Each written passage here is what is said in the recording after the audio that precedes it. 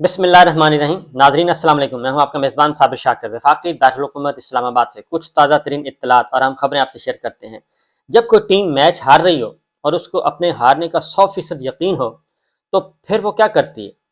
پھر وہ جھگڑے کرتی ہے، وہ جواز پیدا کرتی ہے، وہ کوئی نہ کوئی بہانے تلاش کرتی ہے، اور تمام وہ جو کیپٹن، ٹیم کا کیپٹن ہے، وہ اپنے کھلاڑیوں کو کہہ دیتا ہے کہ آپ کبھی امپائر سے الجھیں، کبھی مخالف ٹیم کے فلاں کھلاڑی سے الجھیں، کبھی آپ وکٹ پہ ٹھڈا ماریں، کبھی آپ کچھ کریں، کبھی آپ دھمکیاں دیں۔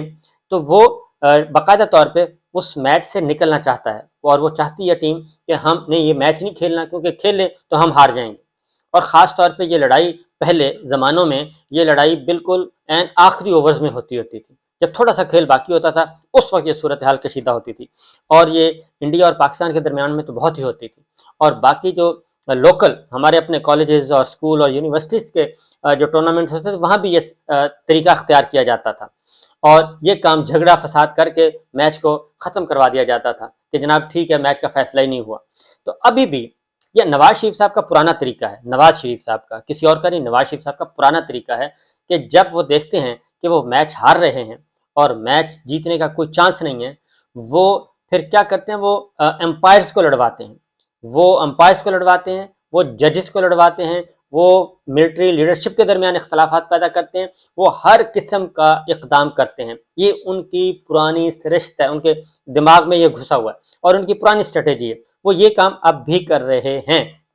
اس کی ریزن ہے میں آپ کو بتا دوں، کیونکہ لاہور میں بھی اجلاس ہو چکا ہے، اسلام آباد میں بھی اجلاس ہو چکا ہے، وزیر اعظم شہباز شریف صاحب کی سربراہی میں اجلاس ہو رہا ہے، اور پی ڈی ایم کی اتحادی جماعتیں ہیں ان کی لیڈرشپ جمع ہو چکی ہے، اور وہ کیا کیا وہاں اندر خانے ڈسکشن کیا ہو رہی ہے۔ میں ایک بات اور اس سے ہٹ کے،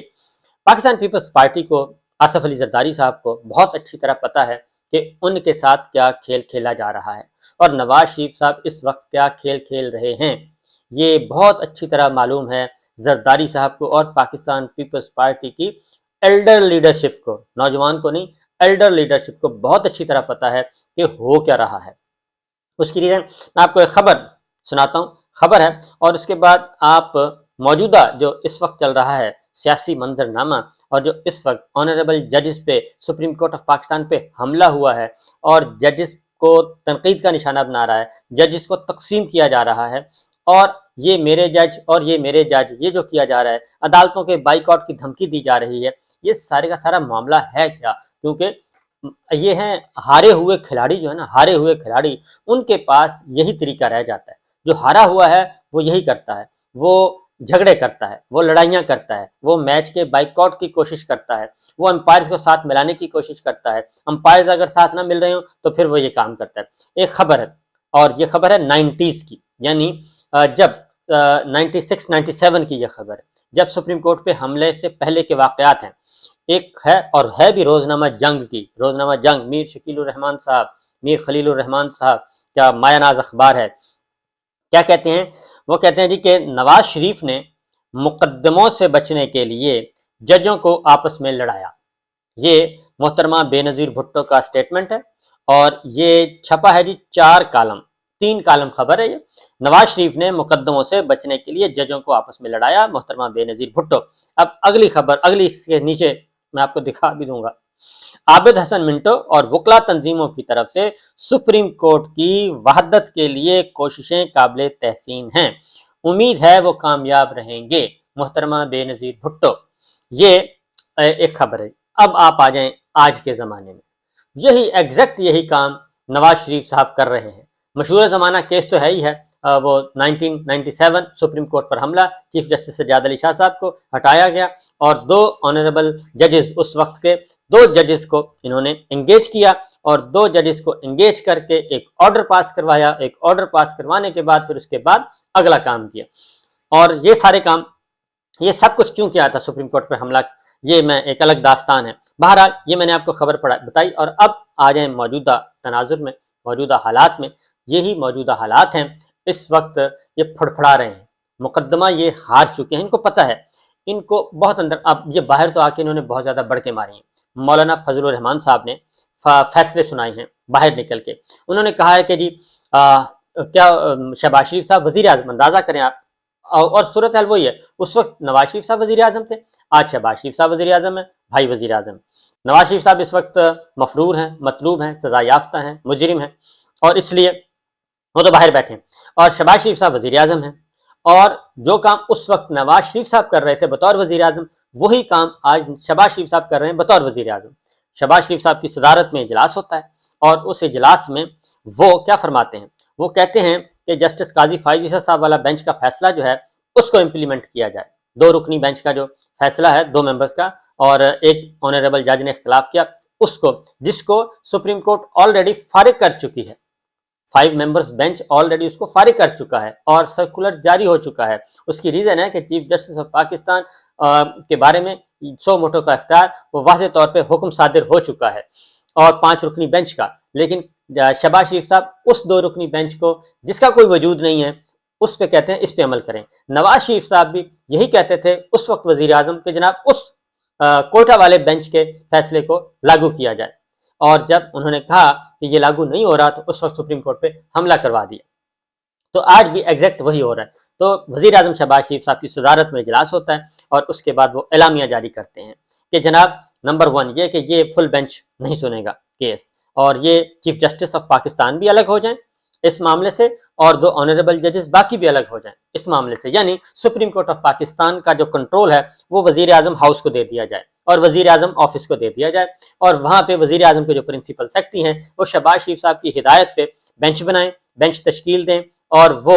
آگے مقدمات کو سماعت کے لیے پیش کریں۔ تو یہ ہے آج کے فیصلے کا سادہ سا مطلب۔ اس کے بعد پی ڈی ایم کی اتحادی جماعتیں وہ کیا کہتی ہیں؟ وہ فیصلہ فرماتی ہیں کہ مولانا فضل الرحمان صاحب کہتے ہیں کہ ہم عمران خان کے ساتھ الیکشن کی تاریخ سے متعلق کسی قسم کے مذاکرات کا حصہ نہیں بنیں گے، اور نہ ہی ہم کسی مجرم کے ساتھ مذاکرات کریں گے۔ تو مجرم تو اس وقت نواز شریف صاحب ہیں، وہ سزا یافتہ ہیں، ان کو سزا ہوئی ہے، تو وہ پتہ نہیں مولانا فضل الرحمان صاحب کا کس کی طرف اشارہ ہے۔ اور انہوں نے کہا کہ جی احتیاط سے کام لیں، اور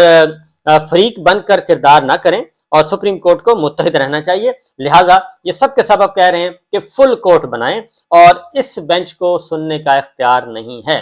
اب فل کورٹ کے بارے میں بھی یہ اپنا کام کر چکے ہیں، یہ اپنا کام کر چکے ہیں فل کورٹ میں بھی۔ فل کورٹ بن نہیں سکتا، اصل مسئلہ یہ ہے کہ فل کورٹ بن نہیں سکتا، اور جب یہ فل کورٹ بن نہیں سکتا تو یہ کہیں گے جناب اب فل کورٹ بھی نہیں بنا، لہٰذا اب ہم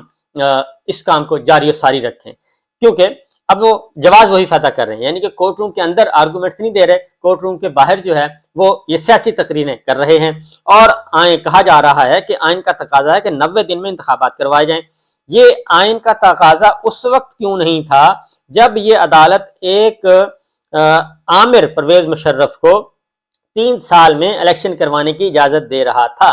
اب مولانا فضل الرحمان صاحب ظفر علی شاہ صاحب کے حوالہ دے رہے ہیں کہ جی اس وقت، یعنی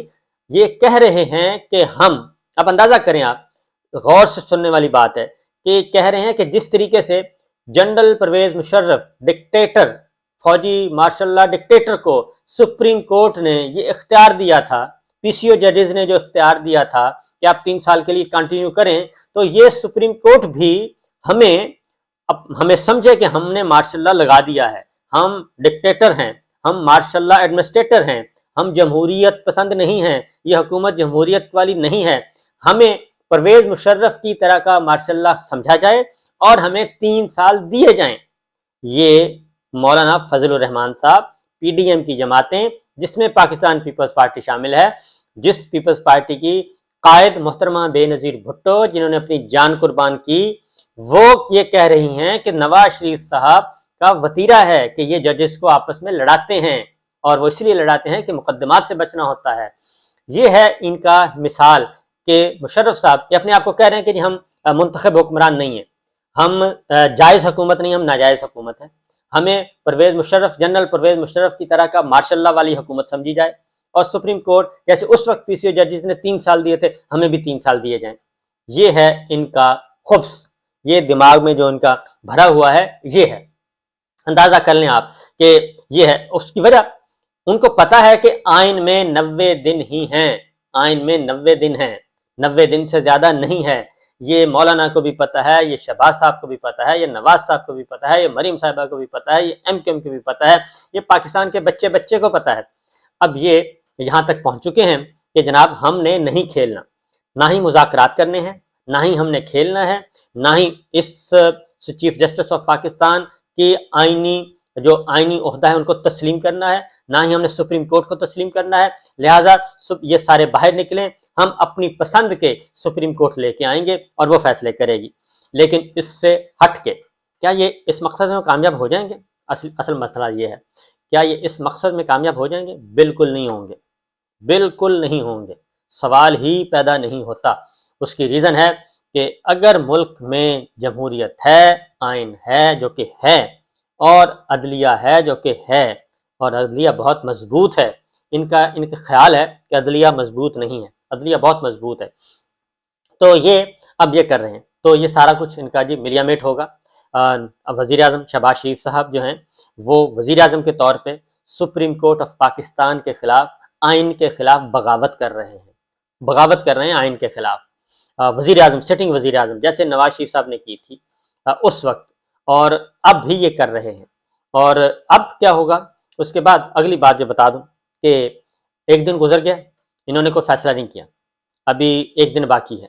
تو دوسری جانب عمران خان صاحب کیا کہہ رہے ہیں؟ وہ کہتے ہیں جی ہم حاضر ہیں، مذاکرات کے لیے حاضر ہیں۔ انہوں نے 2 رکنی کمیٹی بھی بنا دی، شاہ محمود قریشی صاحب، پرویز خٹک صاحب، تمام سیاسی جماعتوں سے رابطہ کرے الیکشن کے معاملے میں، اور آگے بات چیت کو آگے بڑھایا جائے، ماحول پرامن رکھا جائے، اور سپریم کورٹ آف پاکستان کو ہر طرح کی یقین دہانی کروائی جائے۔ یہ عمران خان صاحب کا ہے جی طریقہ کار، جو ان کا ایکٹ ہے وہ یہ کہہ رہا ہے۔ پھر ایک اور بات بھی بتا دوں کہ آصف علی زرداری صاحب کو بہت اچھی طرح پتہ ہے کہ ان کے ساتھ کیا کھیل کھیلا جا رہا ہے، وہ پوری طرح آگاہ ہیں، اور یہ بات نہیں ہے کہ ان کو پتہ نہیں ہے، یا پیپلز پارٹی کو پتہ نہیں ہے کہ